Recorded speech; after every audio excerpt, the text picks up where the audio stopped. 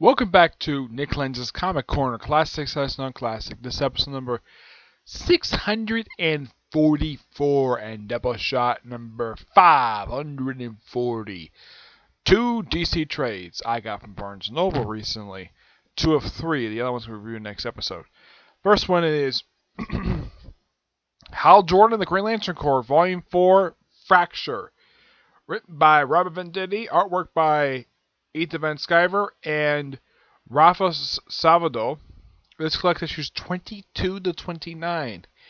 Yeah, there's actually two story arcs in here. One is a follow-up to the previous couple of story arcs. One is the why this fracture is happening. Yeah, because apparently the Green Lantern Corps actually did a couple bad things. First, having Tomar 2 kill a member of the Sinestro Corps. Yeah, this is hinted at, and then they reveal, yeah, he actually killed a serial killer who was actually a member of his own race.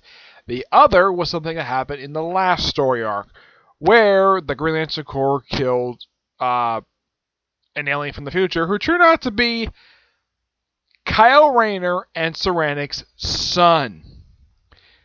Yeah, and Sarannic got upset about it, and you know what she did to Kyle Rayner?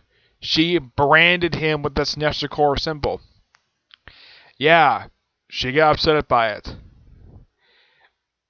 Though, here's kind of the thing. How in the world was Kyle Rayner going to tell her that, yeah, we murdered our own son, who is from the future? Yeah, and then this body disappeared after his autopsy, which is weird. Yeah, that has not been explained yet. And that's only the first half of the stories here. The other, that's only like the first few issues. Though, Tomar 2 going to jail, yeah, that lasts for a pretty good period of time. Up until, like, the most recent story arc. Of course, also, we have this other story arc. Well, at the end of that story, we have the return of Sinestro, where apparently he survived, though they don't know how, they don't explain how. He's just on, where he's on the, get this, he's on Cord. Somehow he got there, and he's butt-ass naked with his lover, who is the keeper of the Book of Parallax. And man, oh man, Sinestro, you got a smoking hot woman as a girlfriend. Yep. Now, the next story, believe it or not, is actually a prelude into Metal. I'm not kidding. It is. It is literally a prelude to the event Metal. It's called Fall of the Gods, which features Hal Jordan and Kyle Rayner teaming up with the New Gods. First time these two actually interacted with... Now, they even bring up here, the last time they interacted with New Gods, it started the event Godhead. Yep, Venditti actually referenced that because, well, he wrote that story, so it kind of makes perfect sense the fact he references it, despite the fact there's no editorial note about it in here. Yeah, I looked in here. There's no editorial note about it. And, yeah, this is actually one of the two setups they have for Dark Knight's Metal, which is a recent crossover wrapped up. And I gotta say, seeing the New Gods again was actually pretty interesting. I even like the redesign they gave to Light Ray. Yeah, they gave him a redesign. And he's a slight different redesign. Not much different. Highfather, from the images I've seen from Godhead, he doesn't look that much different. But great to see New Gods. Great advance on the storytelling of Red Venditti. I'm going to give this roughly a 9.5. I think this is really, really good. Though, one thing I don't understand, though, is why in the world for 2 volumes in a row, why would DC raise the price of these trades from $16.99 to $19.99? Yeah, that's how much the thing costs, like $20. Yep. Yeah, and also, Arkello and Guy are just regular partners. Yep. Alright, next up it is Nightwing, Volume 1, Traps and Trapeze. Yep, this is the first volume of the New 52 era of Nightwing. Yeah, an era that lasted for 2 years. Yeah, and this is actually one of 2 trades I own. I actually am planning on getting the rest of the trades. Now, the reason why I got this trade, because I own all the trades of the current volume, so why not get the trades from the previous couple volumes? This collects the first 7 issues of Nightwing Volume 3. Written by Kyle Higgins and artwork by Eddie Barrows. Yes, I've met Eddie Barrows. Nice guy.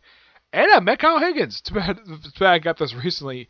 If I got this before Comic-Con, I would love to have Kyle Higgins. I actually did see it in his stand. Now, here's kind of the thing about this particular era.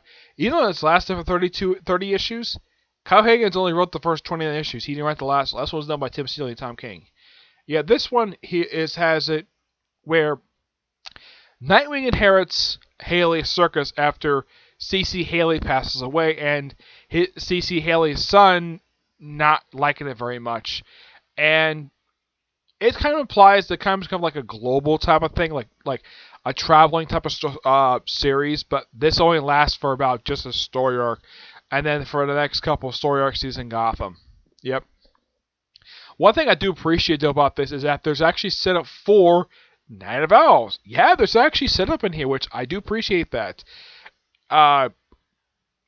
So pretty much there is this guy in here who's after Nightwing because he says he's a murderer, even though he never actually killed anybody, and it's a guy who wears this costume. Yep. And it turns out that, yeah, and Nightwing also meets his great-grandfather, William Cobb. They actually have his backstory in here as well. And he meets up with his childhood crush, Rhea, and one of the times, at one point they're traveling together, and they have sex on a plane. And this was so predictable these two would have sex. Yep. Let's see, what else? Trying to think of what else. Oh yeah, and it turns out that the person who actually is the guy in the mask is the guy who Eberhard thought was dead, and Rhea, the woman he kind of seeing for this particular, turns out she's actually working with him. Yeah, and then of course the Haley Circus tank gets burned down, and the circus is still kind of around even after this. This kind of leads into stuff in later arc. Yeah, and there's some shocking revelations at the end of this that apparently, because they incorporated Court of Owls in this particular era, because I'm sure Kyle Higgins probably knew about the Court of Owls ahead of time, and he wanted to incorporate that into his Nightwing run, because I'm sure he loved the whole concept as related to Court of Owls, so he basically did a retcon in this continuity that apparently Dick Grayson was actually set up to be a Talon. Yeah, apparently on the night his parents were, yeah, they actually revealed this in a flashback too. That apparently it was actually this list of names, a book he found, where apparently people from Haley's Circus became Talons. Yeah, I'm not kidding. And this explored more in the next book. So I gotta say, this is fantastic.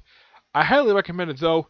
Yeah, Dan DiDio has stated recently he regrets doing this Nightwing, giving him the black and red look. Yeah, he's actually regretted doing this, so that's the reason why that in 2016 he went back to blue and black. Yeah, he gave him back his blue after not being part of his costume for several years. Yeah, great book. 9.5 out of 10. Really good. Alright, that's it for this episode. Stay tuned for next episode where I'm going to talk about Volume 2 of Nightwing and the library trade. You'll find out what they are in the next episode, okay? But to see you there. Bye.